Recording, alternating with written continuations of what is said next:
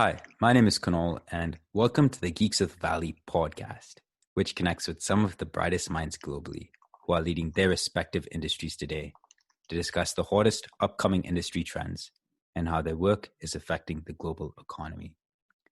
This morning from Hong Kong, we have a fintech and blockchain entrepreneur, as well as a guest lecturer from Shanghai Tongji University. Please welcome John Patrick Mullin. John, thank you for joining us today. My pleasure, Kunal. Thanks for having me. And how are things over there in Hong Kong in light of COVID? Yeah, actually, Hong Kong, I think, is one of the safer, better places to be at the moment. We've had it fairly under control for a while. We've had a bit of an uptick in cases in the past couple of days, but generally speaking, it's still in the low single-digit cases per day. So it's definitely much better than a lot of the other places in the world.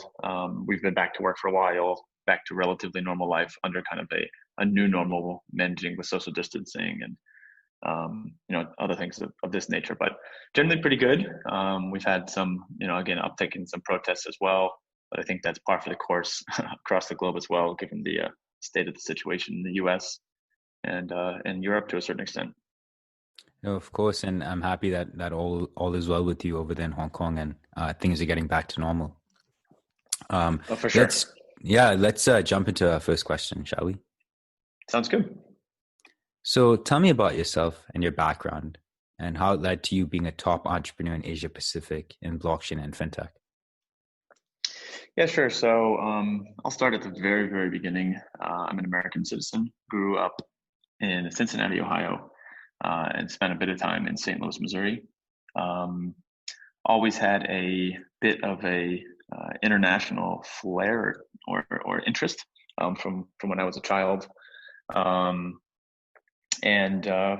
for that reason, ended up doing most of my undergraduate actually all my undergraduate studies and secondary education in Europe.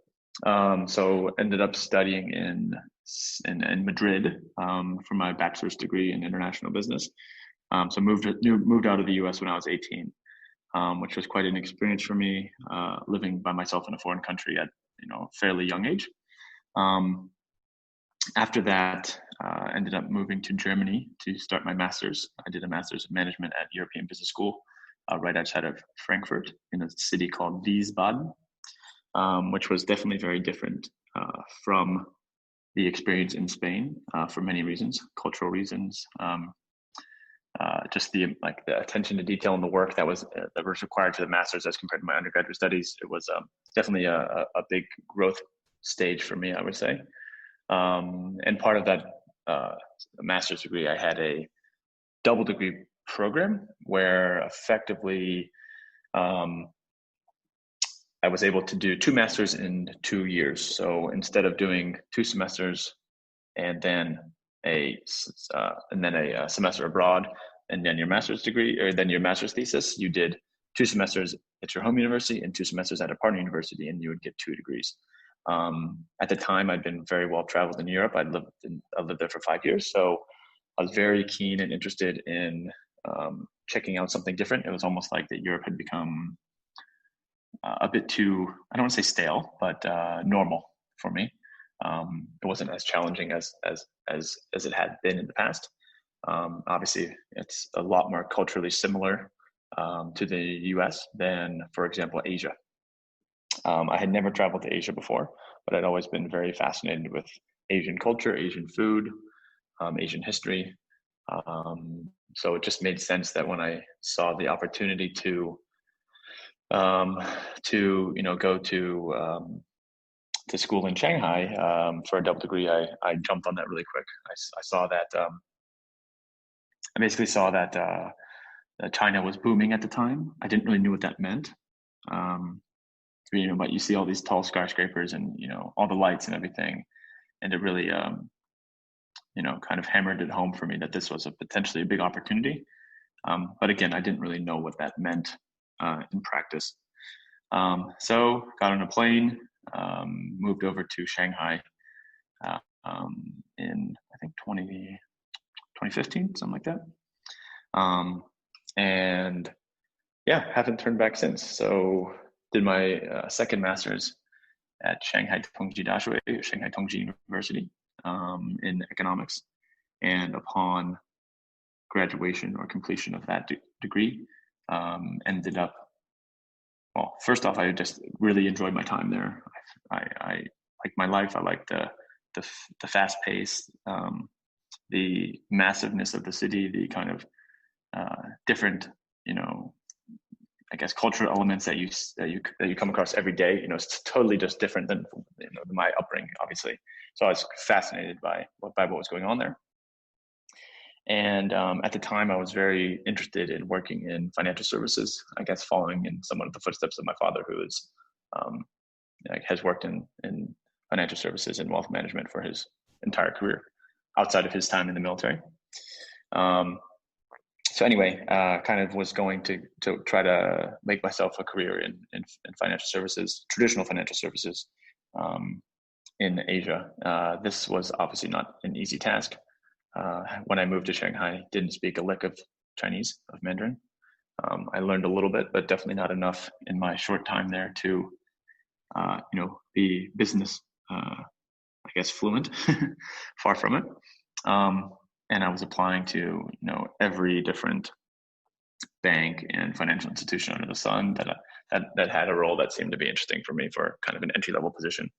Global banks, local banks, local M&A boutiques, everything. And time after time was effectively denied or turned down for various reasons. And I even had a job offer basically rescinded, unfortunately, because it was at an M&A boutique, but it got rescinded because they had some deal fall through and they just couldn't do it. So that was kind of crushing for me at the time, but you live and you learn. And I guess the next thing that really was the game changer for me was I came across a job posting in a WeChat group for a company called Guotai Junan Securities, which I had no idea what that meant. But in the job posting it says, top tier Chinese investment bank looking for foreign interns. I was like, oh wow, this sounds pretty interesting. And somewhat coincidentally, the only reason I even found out the job posting, or I even paid any attention to it, was because there was people arguing with the poster about how little the pay was. So anyway, that's something I distinctly remember. But I was interested. I followed up and kind of looked into the company, and it ended up being one of China's literally largest state-owned investment banks. So I did my research, followed up with the interview, was fortunate to get hired. I was the first foreign intern they've ever hired. And from there, kind of started, figuring out what it's like working and living in Asia. That was quite a unique experience, I would say. They had zero clue what to do with me and the other interns at the time. Quite literally zero. In the beginning, we were just helping the front office staffs learn how to present themselves better, learn how to understand Western culture, learn how to pitch and do presentations and dress, and literally everything. I think when I showed up in a suit and tie as an intern, whereas the rest of the office, they would wear a shirt and slacks, but I was fully dressed up every day. And literally my boss, the big boss, started after I showed up, ended up wearing a tie to work every day, which is kind of funny. But anyway, I didn't want to just do kind of training for the office, for the front office staff. We also started to effectively start doing kind of a recap and I guess presentation series about what the Chinese capital market structures, from regulation to the milestones it achieved, to just the development of how the Chinese capital markets have developed over since its inception. And then once we completed that, which was just a series of presentations that we would give to the C-suite, that we were going to then present externally to kind of international peers who didn't really understand what was happening in China. We came up, well, I guess we didn't come up with the idea, but actually the CEO at the time, I think he still is the CEO, the chairman, was looking to create a kind of a tech-focused or emerging tech fund. This is based off of how China has these 5-year plans, which essentially lay out different elements of the economy that they want to put an emphasis on. And at that time, one of the emphasis was emerging technologies such as blockchain, such as AI, such as smart cities, like all these different themes and trends. So they wanted us to start looking at these things very in depth. And we were, to a certain extent, right place, right time. I was always interested in tech, always interested in, just general financial services. So it was a really nice crossover for me, and really kind of got to get my experience up and really kind of immerse myself and understand, the ins and outs of everything fintech. As it was becoming what it is today. I mean, obviously, fintech's a massive buzzword, but at the time, it was still pretty. What is that? What's fintech kind of thing?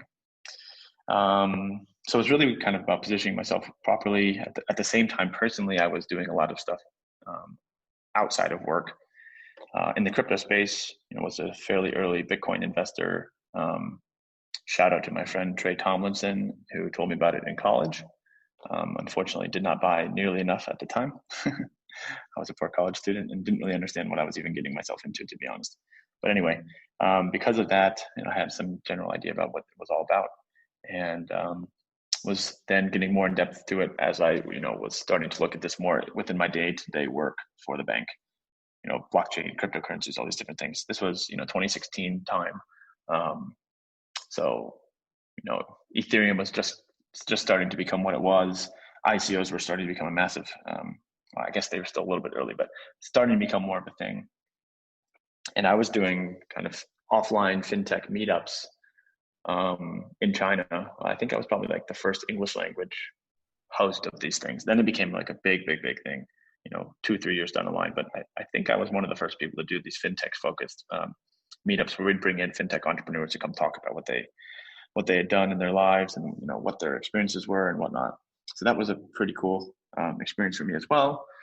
Long story short, I had a really good experience in Shanghai. Kind of started building myself professionally, and I guess to a certain extent, building my professional brand or image or representation, whatever you want to say. And got the opportunity to take part in a fintech project. So I quit my job at the bank and originally was going to start my own company with my friend Will, who's been working with me ever since. We were originally going to start our own business, but ended up joining one of the companies that we were advising to set up their Hong Kong office. So ended up moving down to Hong Kong, setting up that business from scratch. Went from 2 to 20 plus people, in about the span of a year. Had a bit of a meltdown. So you live and you learn. That was my first, I guess, truly entrepreneurial experience. Really had no idea what I was getting myself into.